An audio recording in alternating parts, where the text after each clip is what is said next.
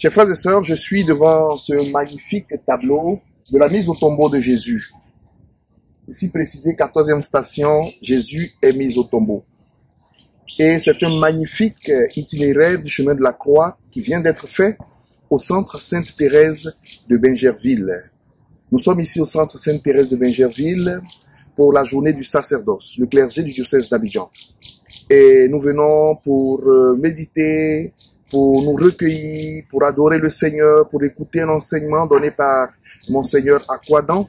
C'est l'occasion de lui dire merci, ainsi qu'au Père Akpa, pour le travail qu'ils font pour tenir ce centre Sainte-Thérèse de Bingerville. Merci aux donateurs, merci aux âmes généreuses qui ont permis que ce chemin de croix soit offert.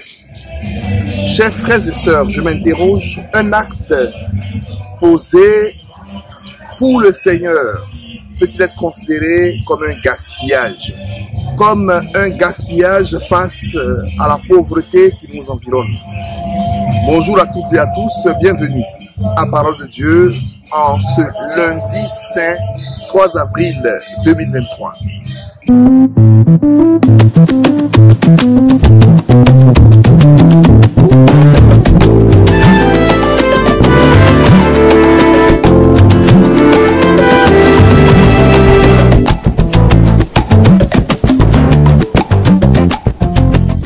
Chers frères et sœurs, la scène de l'évangile se déroule à Béthanie, dans la maison de Lazare, Marie et Marthe.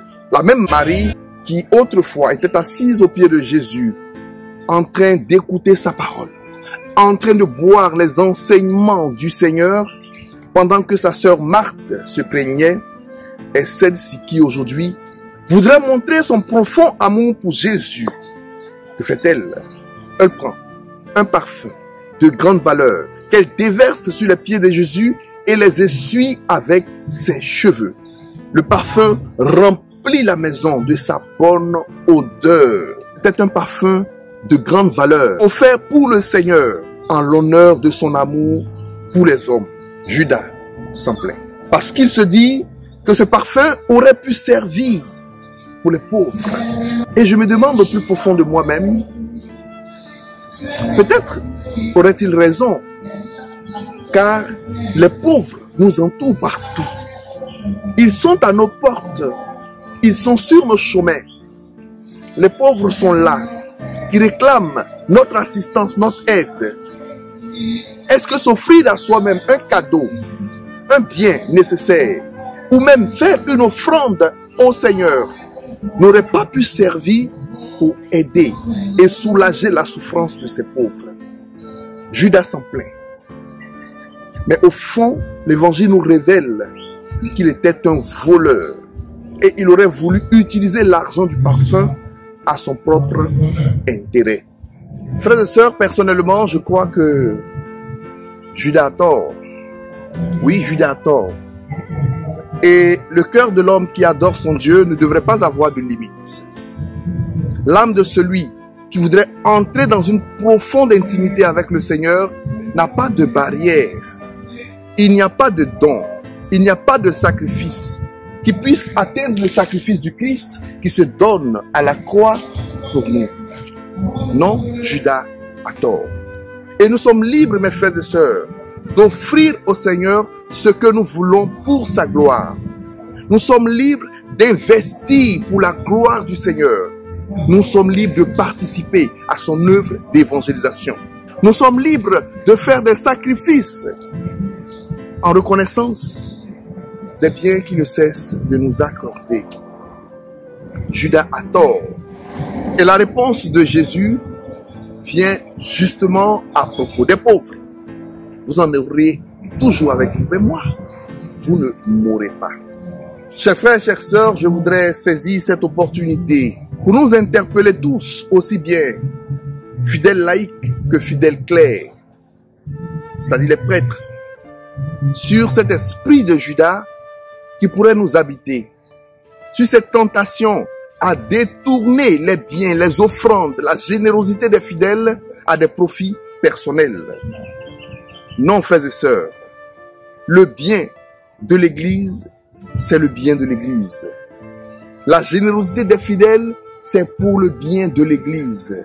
Ne détournons pas l'esprit du donateur, car bien des fois, trop de fois, des biens ont été détournés à nos profits personnels, au lieu de l'investir dans l'œuvre de l'évangélisation, au lieu de l'investir pour le bien de la paroisse, de nos communautés de foi.